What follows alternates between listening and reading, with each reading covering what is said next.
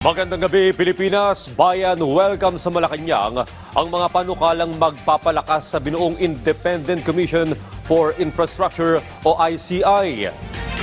Katunayan, nais ng ilang kongresistang bigyan ng dagdag na kapangyarihan ang ICI tulad ng pagpataw ng contempt para mas bigyan ng gipin ang komisyon. Nagsimula na ang trabaho ng komisyon isang araw matapos manumpa sa tungkulin ang mga miyembro nito. Yan ang ulat ni Kenneth Pasyente.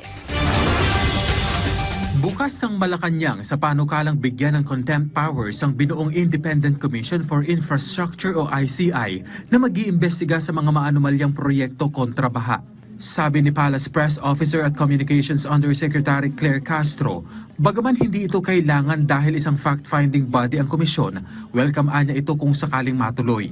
Ilang kongresista ang naghain ng panukalang batas sa Kamara para mabigyan ng contempt powers ang ICI para bigyan ng ngipin ang komisyon.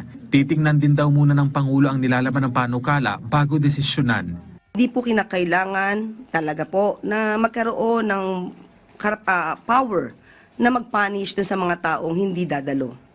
Pero kung iyon po ay ibibigay sa Independent Commission ng mga mambabatas, maganda po siyang suggestion. At yan po ay welcome na welcome po sa Pangulo. Kaugnay naman ang binuong task force ng DOJ na mag-iimbestiga rin sa mga proyekto kontra baha. Tiwala ang palasyo na hindi ito mag-overlap sa ICI. Hindi naman po sila gagawa na maaaring kumontra o mag-overlap sa adhikain at misyon ng ICI. Malamang at maaari nating masabi ang gagawin pong task force nito ay para mapabilis ang mga nauna nilang naimbestigahan. Kung meron na po sila mga naimbestigahan noon, maaari na po sila agad magsampa ng kaso at hindi naman po ito tututulan ng ICI.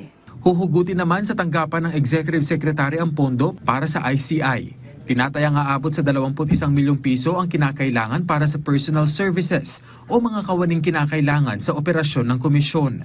Pag hindi na kaya, they will request from us, so i-charge natin to sa contingent fund for the MOE and capital outlets for their operations.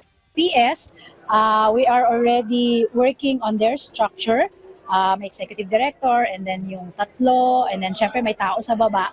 We will create the positions accordingly. Ngayong araw ay nagsimula na ang trabaho ng komisyon matapos ang kanilang panunumpa sa katungkulan. Wala pang naitatalagang executive director ang ICI, pero sabi ng palasyo ay maaari nang i-anunsyo yan bago matapos ang linggo. Kenneth Pasyente, para sa Pambansang TV, sa Bagong Pilipinas.